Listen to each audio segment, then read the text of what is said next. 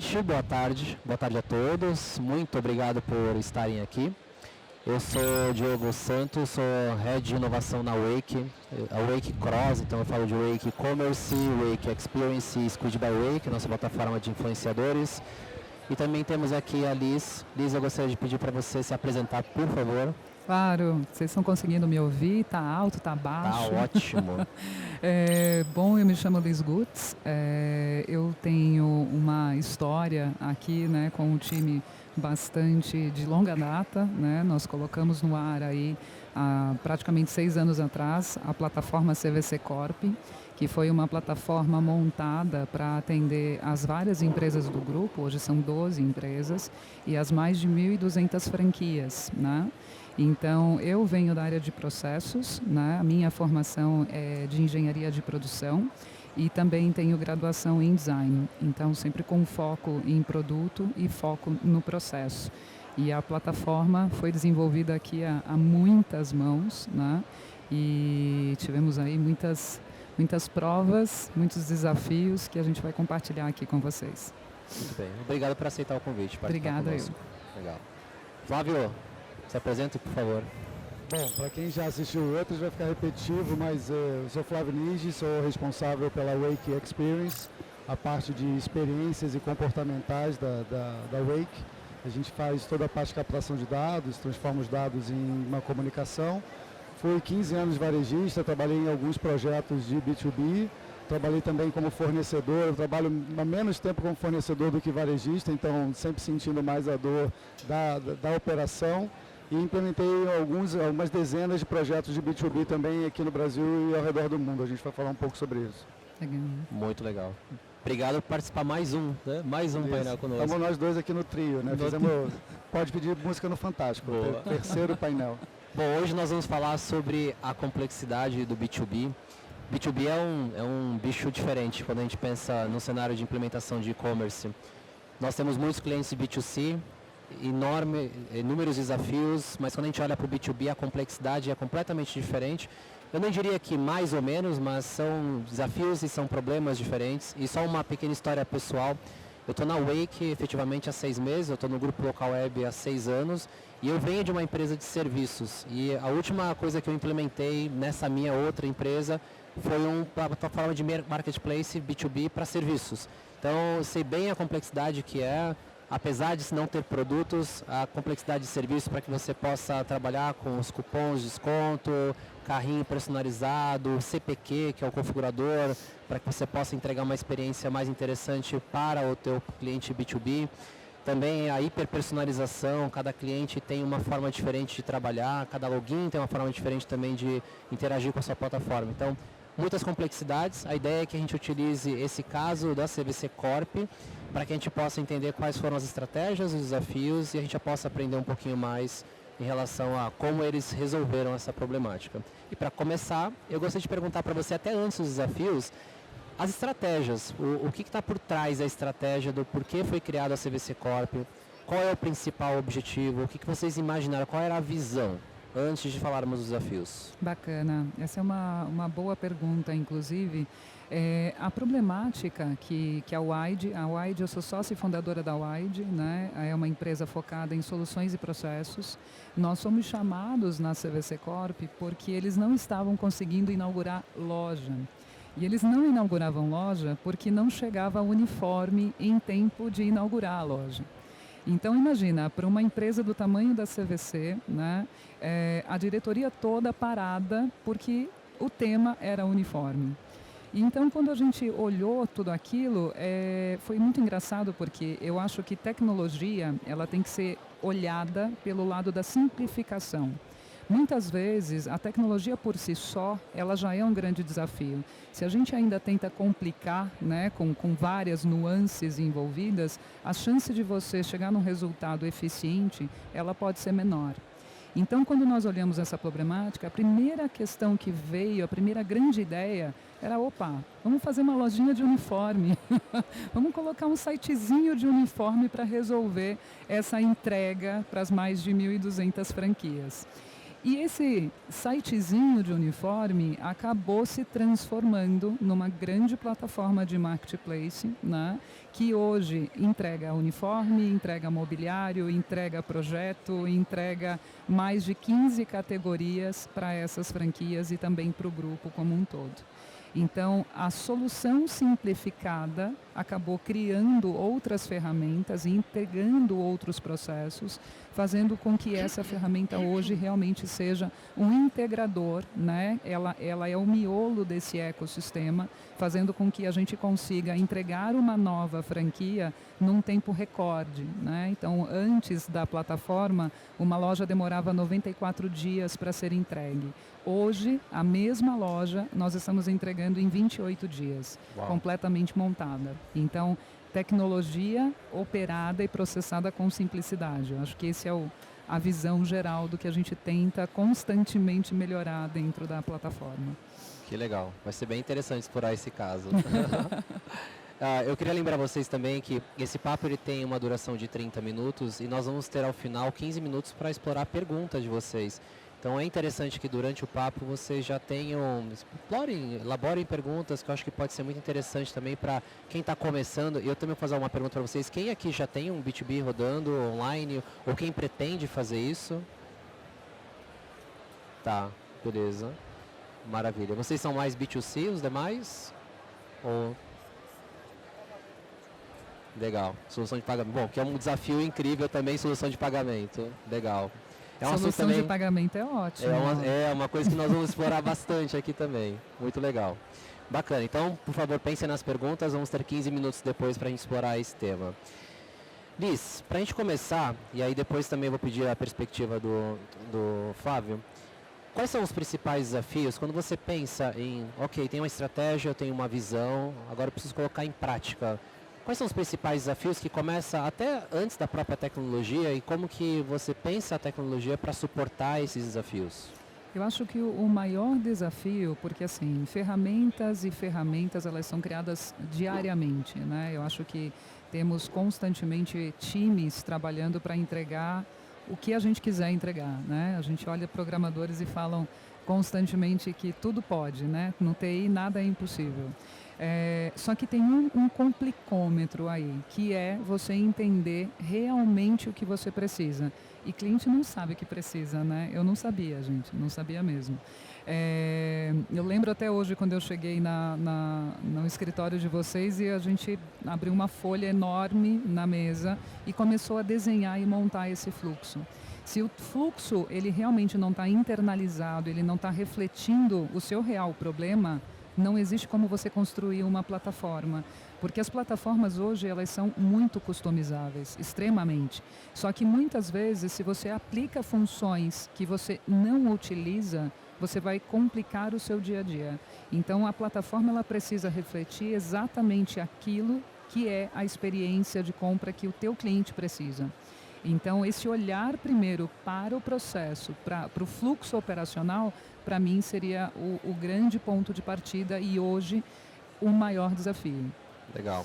Do ponto de vista do mindset das pessoas em relação ao pensamento tradicional com o pensamento do digital, você também enxerga algum desafio relacionado a isso?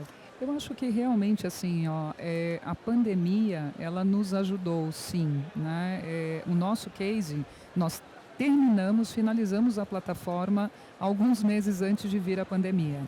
E quando nós voltamos, né, todo aquele script de falar para o cliente como que ele ia comprar, qual era o processo, como que tudo aquilo acontecia, parece que ficou muito mais fluido, muito mais rápido. As pessoas nesse período, né, de pandemia acabaram se adaptando e hoje dificilmente a gente gosta de ir no mercado empurrar carrinho, né? A gente gosta de receber em casa. Então essas comodidades fizeram que o mundo digital realmente se tornasse muito mais próximo. Então não encontramos essa dificuldade hoje, acredito eu, que em função disso. Legal, muito bom. Flávio, 15 anos de experiência. O que você pode trazer a mais para a gente em relação a desafios, B2B, que eu sei que você trabalhou muito no B2C, mas consegue enxergar com muita clareza também o que o B2B tem de desafios, aquilo que é similar, o que é diferente? A gente fez bastante B2B também, porque eu trabalhei 15 anos muito focado com moda, né? E toda a parte de pedido futuro, e falando sobre alguns tipos de segmento, uma compra não presencial, que a gente está falando aqui de digital, tem o desafio da experiência do produto, né? De como levar a informação. E quando você vai para o técnico também, né? O quanto você consegue ser preciso para a pessoa comprar aquilo que ela realmente precisa e está buscando. Então, embora não pareça assim, mas desses 15, talvez metade ali a gente já tinha começado a desenvolver um B2B para facilitar o fluxo de pedidos, né?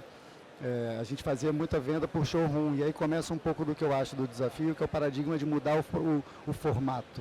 Como trazer a tecnologia, apoiando, como a Liz comentou, em cima de um processo correto, daquilo que você realmente precisa fazer. E não simplesmente replicar aquilo que você está fazendo hoje. Acho que é um bom momento, na hora que você vai digitalizar, de você repensar se o que você está fazendo faz sentido. Exato. Se não dá para fazer mais simples, se não dá para cortar caminhos, se não dá para estruturar de uma forma onde a pessoa consiga resolver o problema de uma forma mais rápida. E eu acho que hoje talvez seja a grande fronteira da digitalização é o B2B. Porque o B2C está muito claro, assim, a gente tem uma penetração muito grande do digital no B2C como um complemento, como um canal. Ainda tem a barreira do B2C de trabalhar a unicanalidade, de juntar os canais. Mas digitais quase todos já estão, ou dizem que estão. Já o B2B é uma dificuldade. A maior parte ainda está fazendo o pedido naquele sistema tela preta com letra verde no DOS, e com muitos vícios, né? Porque... Não, e foi ótimo você ter falado isso. Me recordou um passado muito recente. Quando nós colocamos, e a gente precisava entregar e colocar todos esses fornecedores no ecossistema, nós tínhamos o Chico, chama Chico, até hoje está com a gente o seu Chico, que é marceneiro, tá, gente? Mas ele, pedido para ele, era pedido no Excel, era super tecnologia. Como é que a gente chega para o Chico e fala assim: Chico, agora você tem que acessar uma plataforma e você tem que pegar os seus recebíveis dentro de outra plataforma, né? Então, assim, não podemos perder o seu Chico, mas a gente não pode abrir mão de trazer para dentro do processo utilizando essa tecnologia. Então, o processo não é distanciar aquilo que você tem de bom no operacional, na sua operação, os seus fornecedores, e sim você fazer com que esse ecossistema se complete e consiga funcionar. Mas isso é constante. Sim, sim. Eu acho que esse que é o ponto, né? Como lidar com o legado, e o legado podem ser pessoas, ou processos, ou sistemas, e fazer com que aquilo vá para um caminho que consiga escalar e melhorar. E aí, acho que a gente já falou bastante nos outros painéis um pouco sobre isso. Primeiro, acho que passa muito sobre a decisão de ir para esse caminho. Aquela história, assim, se o seu objetivo, a jornada, pouco importa, porque eu vou conseguir transpor os obstáculos. E quando eu fiz as implementações e todos os projetos que eu participei, quase sempre as barreiras eram muito culturais, né? Sobre eu faço desse jeito e não quero mudar.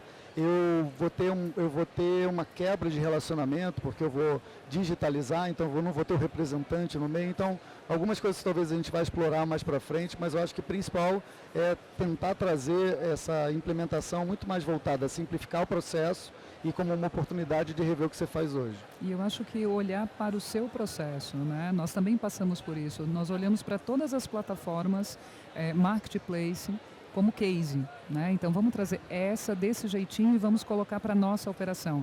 Não funciona, literalmente não funciona.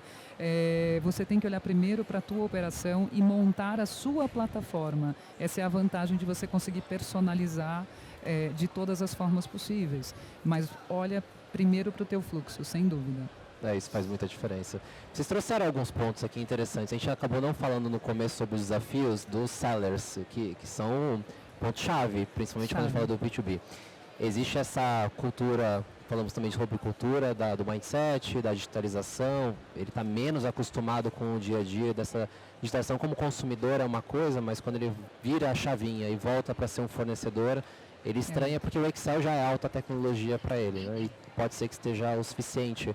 Mas pensando num B2B, que você busca escalar um pouco mais, organizar melhor até os recebíveis, o processo de entrega, integrar com outros sistemas, é fundamental que ele participe desse processo. Então, o treinamento, aculturamento, são desafios que eu imagino que você tem enfrentado, talvez ainda em frente, mas certamente é um dos grandes desafios. Ligado a isso e ligado aos processos, que não é você pegar uma plataforma, simplesmente colocar os seus processos dentro daquela plataforma, porque isso não vai funcionar. Ou seja, você personalizou com base naquilo que você realmente tem de processo, até revisitando o seu processo. A questão que fica é, uma vez que eu defino, eu coloco para funcionar, em algum momento eu vou ter que me adaptar. Eu preciso rever esses processos constantemente. Como funciona essa adaptação para as novas necessidades que vão surgir? E pode ser muito rápido, e talvez cada vez mais rápido. Alguns exemplos que você pudesse trazer para a gente de adaptação que você teve, uma vez que você teve uma definição muito boa, clara do seu processo e conseguir se adaptar para uma nova necessidade de mercado. Isso também é um ponto interessante. Assim, velocidade e flexibilidade, que é o que vocês ouvem constantemente falar, é a moeda da vez. Não tem como você não trabalhar com uma ou outra. E muda? Voltei? Estou ouvindo. Tá. Não tem como você não trabalhar com ambas. Por quê? Nós implantamos uma rotina que é uma rotina de proximidade. Nós falamos diariamente com as franquias, com os fornecedores e com os parceiros estratégicos. Porque você, nesse ambiente, você lida com implantação, com logística, com produto e todas as variantes que você pode ter em cima de todo esse contexto. Então, você conseguir sincronizar principalmente todos esses processos, por mais que você tenha a integração sistêmica acontecendo de ponta a ponta, ainda assim são pessoas, né? E são as pessoas que apertam os botõezinhos. Então, esse olhar muito de perto, ser tecnológico, mas ser muito humano no sentido dessa proximidade, no sentido de realmente acompanhar o processo, trouxe muitos resultados para nós. Quando nós começamos, a nossa grande exigência para vocês, né, para os desenvolvedores, foi a gente conseguir trabalhar com estoque selecionado. Então, eu termino meu estoque no fornecedor 1, eu posso buscar o complemento no fornecedor 2. Isso para a gente, há 6 anos atrás, acreditem, era o suprassumo da tecnologia. Era muita tecnologia. Depois de uns 6 meses de operação, a gente foi descobrir que para a gente não funcionava, porque eu não poderia particionar o volume, porque a minha negociação com o fornecedor ficava prejudicada, que era melhor eu trabalhar com a regionalização. Então, hoje nós temos fornecedores regionais que atendem à volumetria daquela determinada região. Então, eu não preciso mais fracionar e pegar o do estoque 1 ou do estoque 2. Eu utilizo o estoque por priorização de seller, por priorização de CEP, né? Então, essa mudança é uma mudança de quem está acompanhando o processo. Então, nós continuaríamos acreditando que particionar a volumetria era o melhor caminho. E a gente lutou para ter essa funcionalidade, viu? Imagino. Muito legal. E você, Flávio, o que você poderia complementar sobre adaptações, exemplos que você tenha vivenciado? Então, eu acho que eu sempre coloquei ontem também, né, que a gente não está falando de tecnologia, né? A gente está falando de gente o tempo inteiro. Desde gente que decide até quem vai operar, que eu acho que é o ponto que a Liz comentou. Eu acho que gerar visibilidade sempre foi novamente, dar uma clareza sobre o que a gente vai conquistar e ganhar e dividir isso com o time para gerar engajamento, sempre foi o que gerou mais resultado. E deixar o time muito envolvido a poder criticar e melhorar, porque surgem ideias de todos os lugares. Eu acho que conseguir entender que está todo mundo num processo e não é simplesmente uma implantação que não vai ser imutável. Eu acho que é aquela coisa do período de adaptação, o período de teste, por mais que dê um receio de que parece que não está pronto, também é algo legal. E eu acho que o principal, todas as vezes em que a implementação teve sucesso, foi quando ela foi replicada pelas próprias pessoas. Então, quando você pega um time que fez um projeto piloto e ele tem propriedade para falar sobre o que está sendo feito e quais são os ganhos, é muito melhor do que uma comunicação institucional, top-down, que provavelmente vai parecer fria ou vai parecer distante da realidade, quando você tem um par seu falando o quanto foi melhor aquele resultado ou mostrando como é que isso vai ter de ganho no dia a dia. Porque o principal é ele entender que, eventualmente, alguns processos podem gerar um pouco mais de trabalho, não deveria, porque a gente está tentando gerar simplicidade, mas talvez vá doer porque você vai mudar a interface, né? Então, enquanto eu poderia fazer de um jeito mais simples, preenchendo no papel e jogando numa caixa, eu vou ter que entrar no sistema, logar, porque eu tenho que ter segurança, preencher alguma coisa, mas no final do dia, eu vou ter menos erro, eu vou ter menos retrabalho, eu vou ter mais segurança, eu vou ter mais rastreabilidade, ou se ele é comissionado, ele já vai ter segurança de saber quanto é que ele vai ganhar daquela venda.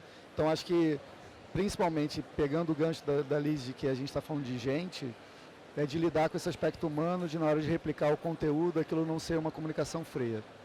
Bem legal. Uma curiosidade que eu penso aqui é, quanto mais a gente fala sobre tecnologia, mais a gente fala da importância que as pessoas, a tecnologia, eu ouvi isso há 15 anos atrás, que tecnologia é meio, e eu sei que faz sentido, é óbvio para nós, tecnologia é meio, mas o sentido vai mudando à medida que você entende que o que importa de verdade é a gente, são as pessoas. Os tecnólogos, eu sou um tecnólogo, a gente tem um pouco mais de dificuldade, mas a gente vai aprendendo com o tempo, a experiência vai ensinando isso. Liz, outra pergunta que eu ia te fazer é, uma vez que você tem a estratégia bem mapeada, os desafios mapeados também do que você tem, o que você busca numa plataforma? Quais são as funcionalidades principais que estão relacionadas aos seus desafios que foram importantes no critério de escolha? Eu acho que cada vez mais a questão da experiência, né? Nós temos uma dificuldade, até eu estava comentando com vocês antes de começar o nosso bate-papo, nós trabalhamos com um cliente que ele é obrigado a comprar, nós trabalhamos com franquia. Então a satisfação desse cliente, ela tem que ser nível 100, não pode ser menos do que isso, porque ele já está sendo obrigado a comprar, ok? Quando a gente encontra esse perfil, e o perfil B2B é muito isso, é muito uma compra por necessidade ou uma compra por parceria do que uma compra porque eu quero, eu tenho vontade, eu tenho desejo. A otimização que você pode trazer em termos de tecnologia, de experiência, ela é muito válida para que você consiga se tornar presente constantemente na rotina e na vida desse cliente, mas que você faça ele perceber a tecnologia de uma forma humana. Porque a gente também sente no B2B esse pouco de distanciamento que eles têm de bot, de atendimento automatizado. Eles querem falar com gente, eles querem sentir que a necessidade deles e o problema que eles estão tendo naquele momento terá uma pessoa para tratar isso do outro lado. Então, para nós, a tecnologia de experiência, ela funciona se a gente poder fazê-lo entender que existem pessoas por trás. Então, é difícil chegar nesse ponto, né? Mas o B2B, eu acho que ele requer constantemente esse olhar, porque você não está lidando com desejo e muitas vezes você está lidando com essa compra por obrigação, por necessidade. Interessante. Vou complementar com o que ela acabou de colocar aqui, a Liz, em relação à hiperpersonalização, que é um tema que a gente fala bastante no B2C. Como que, ligado a isso, a hiperpersonalização entra nessa combinação para que você consiga fazer gente falar com gente, ao mesmo tempo dá a sensação de que a plataforma, a tecnologia foi configurado para ele, sem criar a sensação de que ele está falando com apenas a tecnologia. Como funciona isso? Eu tenho muitos caminhos, né? Eu acho que quando a gente fala sobre uma empresa que está digitalizando o processo de compra e ela lida com representante, ela não precisa tirar essa pessoa que está ali como um consultor, ele vai passar a fazer um papel mais consultivo do que de tomador de pedidos, né? Então existem, vamos dizer assim, escalas para a gente fazer essa humanização ou essa automação, e aí a gente pode fazer isso de acordo com cada etapa ou com cada necessidade de segmento. Quando você tem um segmento onde você tem que escalar muito, você pode fazer isso a partir de um acionável, né? De você entrar ou num chat ou entrar numa live, e cada vez mais as coisas estão super embedáveis e super simplificadas para alguém poder falar. E quase sempre, quando a gente vai direcionando, e mais uma vez, a experiência de navegação na plataforma, ela tem que ser pensada exatamente na necessidade de quem está buscando aquela informação.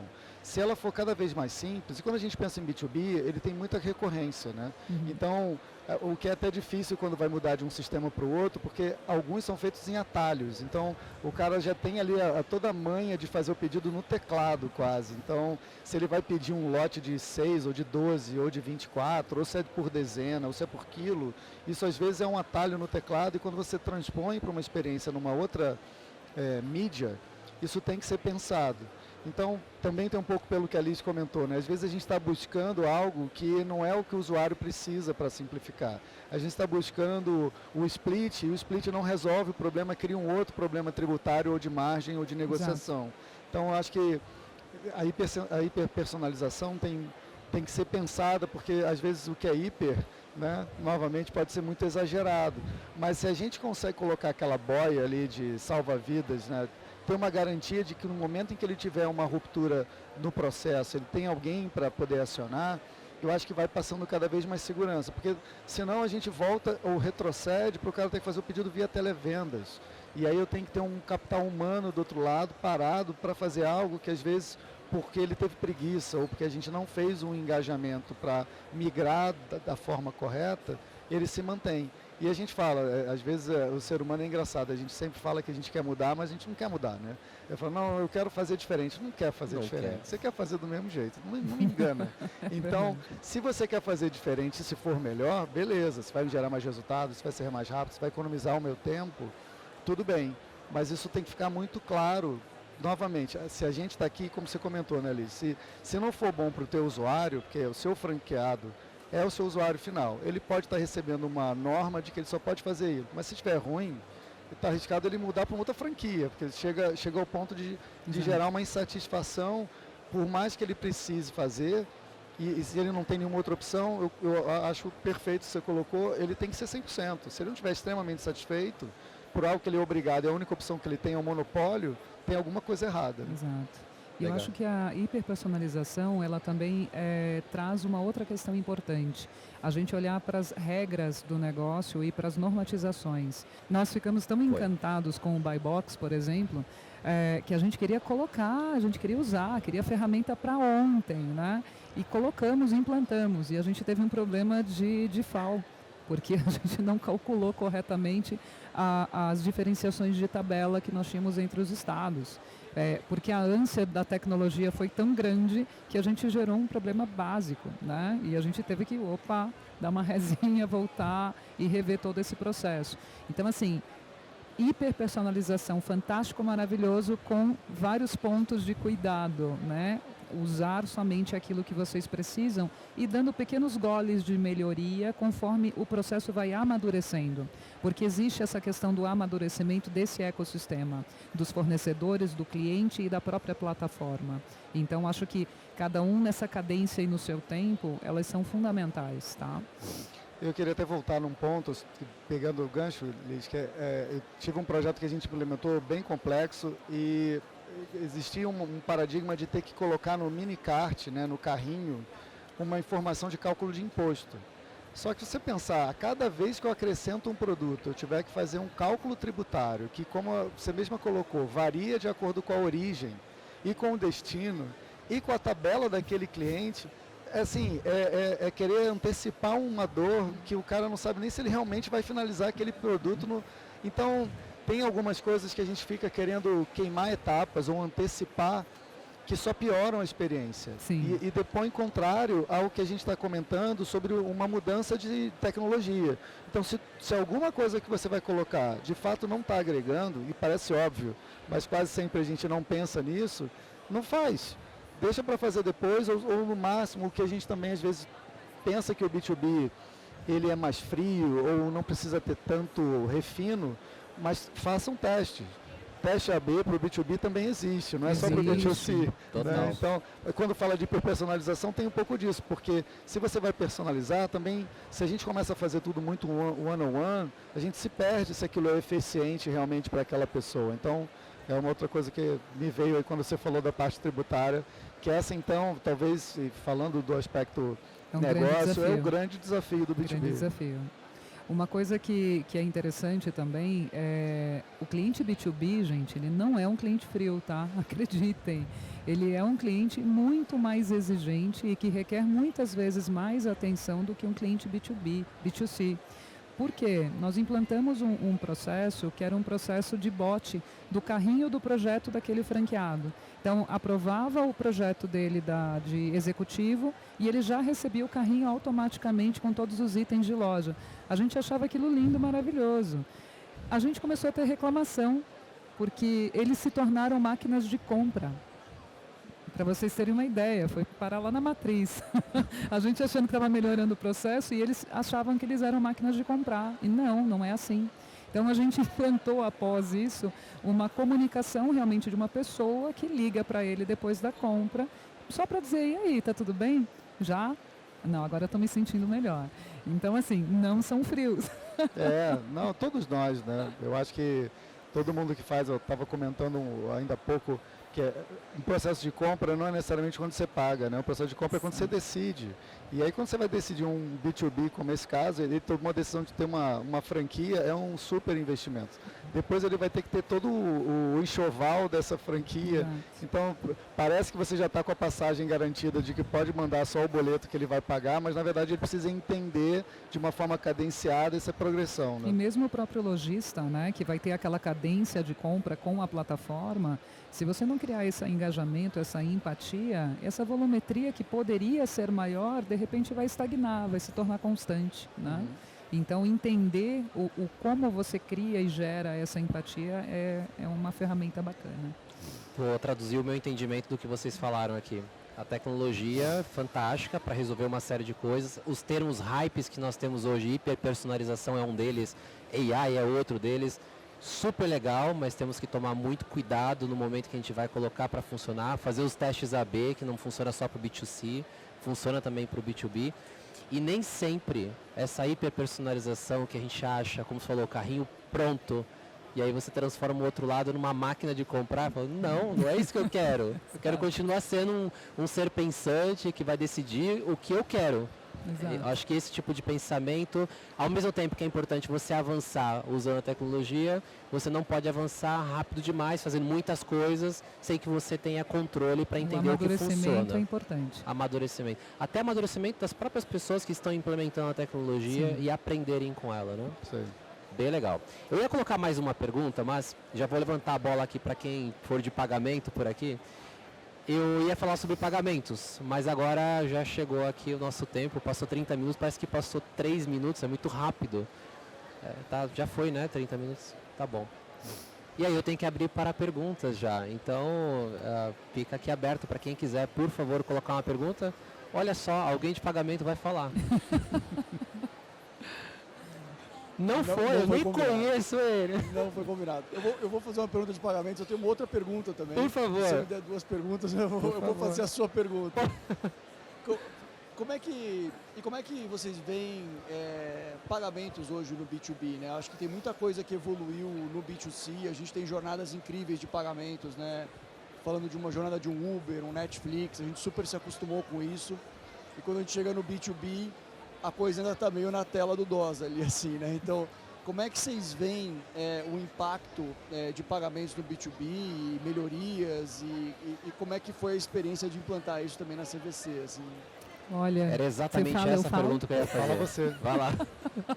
Assim, falando de pagamento, é um mundo de oportunidades. Como você mesmo falou, o B2C ele conta com todas as formas maravilhosas de pagamento e resolve. A gente tem uma demanda no B2C que é o ticket médio de compra. Eles são muito mais altos do que no B2C. E isso traz para a gente alguns problemas, porque uma compra que você vai ali, gasta 300, 500, R$1.000, o limite do teu cartão não está nem sentindo, né? Então você faz várias compras. No B2C, no B2B, não. No B2B você está fazendo compras muito maiores, mas você está lidando com um cartão de crédito corporativo ou mesmo pessoal. Às vezes as nossas franquias usam o cartão pessoal para fazer uma compra e você tem um limite, né? No nosso caso, nós temos tickets acima de 30, 40 mil reais em um carrinho, né? Então, esse franqueado, por exemplo, ele precisa ter um fluxo de caixa mais otimizado no começo da operação e ter um parcelamento seria fantástico, né? Só que a maioria dos meios de pagamento hoje não operam com o pagamento por boleto parcelado, né? Então, isso gera para nós, para nossa operação, uma grande dificuldade. Hoje nós poderíamos triplicar o ticket médio de compra desse franqueado para colocar a obra civil dentro da plataforma, por exemplo. Nós não conseguimos, porque se ele compra, a gente não consegue comprar a cadeira, a mesa e as outras coisas para a loja. Então, sim, é um mar de oportunidade e nós estamos buscando. Já fica a dica. Eu vejo assim, como você colocou, tem o Pix parcelado chegando aí, talvez resolva uma parte desse problema. E tem uma série de outras demandas, dependendo até de tickets maiores, de você ter até o financiamento embedado, né? Então, não é incomum você ter um cliente, e isso está acontecendo até para o B2C, de muitas empresas terem seu cartão próprio, seu próprio crédito e tentar gerar um crédito ao longo da jornada, até pegando antecipação de FGTS, para conseguir ter uma abertura ali de crédito para o cliente. Eu acho que o lado de pagamento tem milhões de oportunidades, desde a parte da segurança, de você realmente ter uma visão clara de como é a análise do crédito para quem eu posso dar esse crédito, e aí começa talvez o problema por aí, né, de você não ter uma segurança dependendo da ferramenta que você está usando para você conseguir gerenciar isso do outro lado. Ao passo que se a gente também humaniza mais essa relação, se dá, né, se ela não tem uma escala tão grande ou não é tão automatizada, e no caso da CVC é uma coisa muito mais personalista ali, pessoal, você consegue fazer isso, mas você tem que montar uma estrutura. Então, se você tem parceiros que conseguem agregar para poder melhorar essa forma, você diminui o risco interno e diminui a estrutura também e melhora a fluidez, né? E uma coisa também que faz muita vantagem, traz muita sentido para essa operação parcelada, é que você está falando de CNPJ. Então, esse CNPJ, ele já foi avaliado, ele já tem uma carta de crédito de mercado. Então, assim, é até difícil a gente conseguir explicar para esse franqueado por que ele não consegue parcelar, né? Então, isso é uma dificuldade, não só nossa, né? A gente, sim, tem vários outros colegas aí com B2B e com a mesma dificuldade, né? Como oferecer um financiamento, um parcelamento mais adequado para aquela operação, e ainda preservar o seu fornecedor, o seu lojista ou o seu fabricante, né? Tem o outro lado, então a gente está olhando para o lado do benefício do pagante, né? Do cliente, mas a gente precisa fazer essa operação funcionar. Então, se eu parcelo em 12 vezes para a franquia, eu não posso parcelar em 12 vezes o pagamento para o fornecedor, não casa, eu inviabilizo a operação. Então, eu tenho que preservar um pagamento em 30 dias para o fornecedor e tenho que dar um pagamento à liberdade de 12 vezes para o franqueado pagar. Então, equacionar essa demanda, ela é uma oportunidade muito grande. Oi, boa tarde. Boa tarde. Boa tarde. Me chamo Matias. Eu trabalho em uma indústria que vende para loja de cama. E a gente subiu nosso B2B, nossa plataforma, agora em fevereiro. A gente tem a força de vendas de representantes, tem a força de vendas internas e agora tem a terceira com o B2B. Como fazer para esse lojista ter mais interesse de aderir à plataforma digital do autosserviço, o que antes ele estava acostumado de ter um ser humano interagindo, mesmo nós hoje conseguindo ter interação entre os canais. Então, por exemplo, se o lojista compra pelo B2B, o representante, que é da carteira dele, ganha normal. Então não existe conflito de comissionamento. Então, como fazer para que ele vá interagindo mais com essa plataforma digital? Como fazer essa aderência dele? Tá? Legal. Obrigado. Obrigado, Matias. E aí? Então, esse é o desafio do que eu estava comentando antes do engajamento, né, Matias? E no teu caso, você já resolveu um problema de não ter canibalização, né? Que já parte do princípio que muita gente não faz isso, inclusive, né? Eu faria novamente o que eu te comentei no início. Eu acho que você tem que dividir mais entre eles experiências positivas. Talvez pegar os seus próprios representantes, que já que eles não perdem, eles fazem um papel ainda consultivo para alguns dos seus clientes e mostrar o benefício dele conseguir fazer uma recompra, que às vezes são lotes pequenos, que ele demandaria ter que falar com alguém para fazer esse pedido, dele sentir essa autonomia. Não sei como foi a implementação, não sei o quanto você consegue criar ali listas ou pré-pedidos que são recorrentes para facilitar, para a compra ser mais rápida ainda, porque também, dependendo do momento, da forma como os pedidos são, esse processo de compra com alguém passa a ser quase uma terapia também. Então, desapegar da relação humana é algo que muita gente não consegue fazer. Então, seria olhar a vantagem para, pelo menos naqueles pedidos que são picados, entre intervalos, talvez ele consiga, e aí, de novo, sair do lugar. Porque muita gente acaba não conseguindo comprar porque nunca experimentou. E vira um negócio muito maluco, né? Porque a pessoa critica algo que ela nem sabe como é que funciona. Então, talvez eu fosse por esse caminho. E também eu acho que tem um olhar de expansão, né? Existe o comportamento de compra desse cliente que já está acostumado com o seu representante e tem resistência à compra digital. E isso é muito do comportamento e ele demora um pouco mais para estar criando realmente uma aderência a esse novo processo.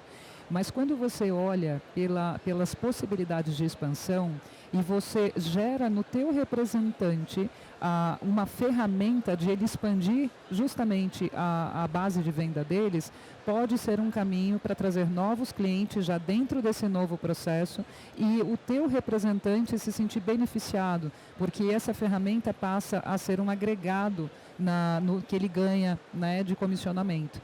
Então, a gente até fez isso com masters regionais, que eles dominavam, né, todo o processo de implantação. Então, ao invés de a gente dividir, a gente trouxe eles conosco, fazendo justamente isso. Legal, nós temos uma ferramenta na sua mão para que você amplie a base de lojas na sua região. Então, eu acho que olhar para o quanto você pode expandir para novos clientes, talvez seja até mais importante do que fazer os seus clientes atuais né, entrarem nesse processo. E eu queria acrescentar o que você comentou, que eu acho que é legal, que já que você não tem essa canibalização, pegando o mote da expansão, eu não sei o quanto você também dá essa visibilidade de meta, né, de enxergar progressão. Que aí, de novo, quando você deixa as coisas mais palpáveis e de uma maneira saudável, você mostra as diferenças entre as regionais ou entre as pessoas, não é para gerar uma competitividade nociva, né? Mas entender as diferenças. Por que uma região está com um percentual tão alto de participação de vendas digitais e outra não? E aí talvez você vai entendendo um pouco esse comportamento. Às vezes é uma resistência local até dos próprios representantes de repente não venderem tanto a ideia. Talvez assim, olhar novamente para dentro te traz muita informação. E ampliar, como vocês são fábrica, né? Eu adoro fábrica, né? Eu vivo em chão de fábrica. Criar ou desenvolver uma coleção também exclusiva do canal de vendas pode também ser uma opção bacana de você trazer esse olhar, né, para a plataforma de vocês. Interessante. Vou fazer um complemento do que eles estão falando.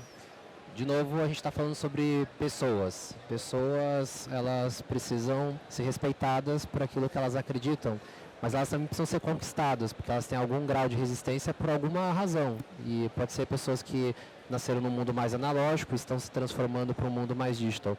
Essas resistências são oportunidades de aprendizado que você tem para criar empatia com essa pessoa, mantendo esse respeito, mostrando para ela que existe um jeito melhor de fazer a mesma coisa e até incrementar como uma ferramenta de venda que vai ajudá-la a vender mais. O que o vendedor quer no final do dia? Um representante? Vender mais.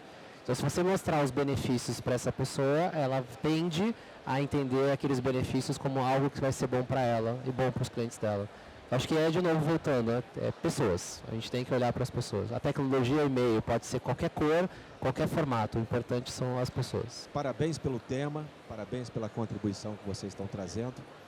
Eu quero voltar um pouquinho ao tema pagamento, pergunta que foi feita, porque realmente é um gargalo para o B2B. E eu queria ouvir de vocês como vocês veem, o que está acontecendo no mercado a respeito de bancos entrando, financiando pagamento para o varejista, por exemplo, no B2B. Isso está acontecendo, esse movimento, como é que está? Isso nos interessa muito. Valeu, Aníbal. Obrigado. A gente estava falando um pouquinho sobre isso, né? Sim. Mas, por favor. Nós tentamos também entrar para a questão de bancos, né? Nós temos 3 linhas de financiamento para a implantação de lojas, né? Só que ainda para nós as taxas bancárias aplicadas não viabilizam isso. Nós temos oportunidade, nós temos canais fechados via CVC Corp e a gente ainda assim não indica para que o nosso franqueado recorra a esse processo. Então, para nós ainda o sistema bancário não é um caminho. Eu queria só fazer uma complementação. Quando você traz uma financeira, normalmente a taxa não é atrativa. Mas será que não dá para incluindo, por exemplo, o banco que ele já tem conta e esse banco então financia numa taxa melhor por ele ter ali a sua história ali dentro do banco? Isso não dá para incluir um Bradescão desse aí, alguém dentro do negócio? Eu ia comentar um pouco sobre isso, porque existem alguns movimentos dentro do mercado para tentar gerar essa gestão, quase que um meio de pagamento externo, né? Não tá na minha lista lá, não está no meu seletor, mas você traz o dinheiro de algum lugar. É bem disruptivo, eu não vi ninguém ainda fazendo isso, porque eu acho que a gestão vai entrar até no nosso hall de ideias aqui, eu acho que o Diego pode acrescentar ali como diretor de inovação ali para a gente poder pensar. E é uma coisa que faz todo sentido, principalmente porque ele traz o contexto dele, né? A gente está tentando encaixar alguém que tem... E isso acontece muito, esse ponto que você está colocando, quando a gente faz a implantação do e-commerce e a gente eventualmente não tem o meio de pagamento já pré-implementado, né? E ele já traz um contrato da GetNet ou de um outro meio de pagamento que a gente não tem dentro de casa. A gente acaba tendo que implementar porque ele não vai perder a negociação, o histórico que ele tem com o gateway e com o adquirente que ele já estava lidando. Então, é bem interessante, mas eu ainda não vi ninguém fazendo. Disruptivo isso. Liz, você tem algum comentário extra? Não. Eu vou comentar só uma coisa que talvez possa ajudar nessa mecânica. O financiamento, ele é uma relação de risco-retorno. Então, Exato. o que hoje inviabiliza uma operação como essa, ou pode inviabilizar, é a taxa, que essa taxa pode impactar no fluxo de caixa de uma companhia uma franquia que está começando agora. Exatamente. E isso impacta no crescimento, que vai impactar inclusive no retorno previsto do seu franqueado. Exatamente. Então, Exatamente. pensando numa mecânica como essa, parceiros poderiam se estruturar em relação à própria organização, o franqueador, para entender qual é o tamanho desse risco e, inclusive, como encaixar esse financiamento no fluxo de caixa para que ele viabilize o plano de negócio estabelecido pelo franqueador. Então, talvez essa mecânica não precise nem ser dos bancões, talvez os bancos menores até tenham mais flexibilidade, mais inteligência, mais personalização para chegar nesse nível de detalhe e criar parcerias mais estratégicas, quase que alianças, eu diria. E falando em termos de juros, inclusive, se você faz uma conta, né, depara do parcelamento no cartão com 12 vezes para o mesmo parcelamento, no mesmo valor financiado, você já entende que é melhor trabalhar com o meio de pagamento e não com o banco, numa conta simplificada, né? Então, assim, existem meios que eu acho que são mais fáceis de serem construídos com meio de pagamento do que com o próprio sistema bancário. Eu acho que está mais rápido por aqui, talvez. Temos mais uma. É a última. Mais umas duas. Oi. Boa tarde, eu sou o Antônio. Obrigado pela apresentação. Uma dúvida. A CVC Corp ela se propõe a entregar, para além de mobiliário e essa estrutura física que o franqueado precisa, ou também serviços? Imagina que ele vai precisar de apoio de um contador, ou de uma pessoa que vai cuidar de DP, enfim, sabe, para além CRM, enfim, outras tecnologias que podem ser necessárias para ele. Eu queria entender até onde essa estrutura de vocês oferece recursos e conecta não só produtos, né, mobiliário da loja e questões assim, até projetos arquitetônicos, mas também outras empresas que vão dar suporte a essa franquia, sabe? Eu queria entender até onde vocês oferecem lá no Marketplace esse serviço. Hoje na CVC Corp, na plataforma CVC Corp, nós atendemos toda a parte de implantação, então vai do projeto, desde o layout da loja, projeto executivo, projeto complementar, todos os itens de loja, e o processo de implantação corre dentro do fluxo da plataforma. Como serviços, nós estendemos o serviço de reparo à franquia, que conecta outros tipos de fornecedores, outros tipos de prestadores que vão lá a cada 6 meses e fazem o reparo na loja de forma geral. Sistemas nós não instalamos ainda na plataforma porque nós temos um sistema paralelo dentro da própria CVC que atende a essa parte de base, que atende a venda, contabilidade, pagamento, etc. Então a gente aparta o estrutural, atendido pela CVC Corp, plataforma, e os sistemas que são atendidos pela área interna da CVC. Foi rapidinho essa pergunta, né? Mais alguém quer perguntar alguma coisa? A Natália vai te matar. Ela vai me matar hoje, eu tenho certeza. Boa tarde. Boa tarde. Eu queria ver um pouco a experiência de vocês na parte de B2B em relação à tributação. Quando você tem um mix de produto muito grande, sujeito a todo e qualquer tipo, uma variedade muito grande de regras tributárias, o mesmo cliente fazendo operações, ora para industrializar, hora para consumir, e você tem vários canais de entrada e você deseja que o cálculo do imposto seja sempre o mesmo, né? Então, como vocês lidam isso? Hoje, no nosso caso, a gente acaba indo simular o imposto lá no ERP, mas não é performático, né? Então, o que tem de solução para esse tipo de cenário? Legal. Posso falar? A gente tem, assim, quando você fala sobre a questão da informação, quase sempre a dependência do ERP está em relação às regras, né? Existem outros parceiros que podem ser mais performáticos, mas a gente pode trazer esses dados internamente. Então, óbvio que tem uma limitação sobre a quantidade de SKUs, a quantidade de regras, a quantidade de cenários. Isso falando especificamente do Wake Commerce, né? Enquanto a nossa solução, ela está preparada para calcular alíquotas e cenários muito diferentes e trazendo performance. E aí, quando a gente fala de performance, a gente também pode apoiar para entender o que está diminuindo essa performance do lado do ERP. Porque quando a gente começa um pedido, quando a gente começa uma compra, a informação de para que CNPJ eu vou fazer e para que condições poderiam existir para aquele CNPJ, elas já estão postas, né? Então tem aí também uma parte de desenho de arquitetura, de processo sistêmico, para a gente estar fazendo as pré-seleções do que deveriam ser considerados enquanto cálculo, para melhorar essa sua entrega. No mercado, existem outros players que a gente também conecta. A Valara é um player grande no Brasil, falando de tributação, mas existem empresas de sistemas que fazem esse tipo de cálculo, que podem apoiar você e a gente faz essa integração. Então, de todos os projetos que eu implementei, os cenários eram muito diversos, porque a propriedade sobre o cálculo, por mais que ele pudesse até estar errado, era uma decisão da empresa. Eu quero fazer o cálculo, meu cálculo vai ser feito pelo meu time de contabilidade que colocou num sistema X. Eu não quero delegar para ninguém. Eu prefiro errar de maneira consistente do jeito que eu decidi, por mais louco que seja, né? E aí esse cenário ele acaba deixando você um pouco mais amarrado a ter que trazer essa informação para o nosso sistema para que a performance não seja impactada, ou manter essa dependência de um sistema externo, e aí nessa dependência, se ela está tendo um problema de performance, a gente melhorar ou pensar numa alternativa. Não sei se ficou claro. Até para conseguir uma desculpa, qual é o seu nome? Simone. Simone, até para você obter um pouco mais de detalhes, logo atrás de você nós temos uma demonstração e os nossos especialistas estão aqui. Pode ser que aqui a gente consiga se aprofundar um pouquinho mais sobre as possibilidades. Legal. Liz, você quer complementar alguma coisa? Não. Legal.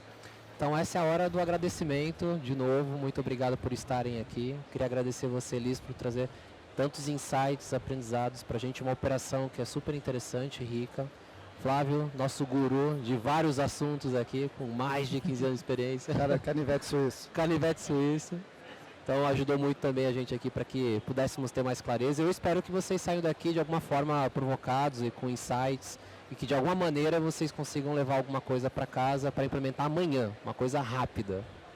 É isso. Muito obrigado, pessoal. Obrigado, gente. Até mais. Valeu. Obrigada.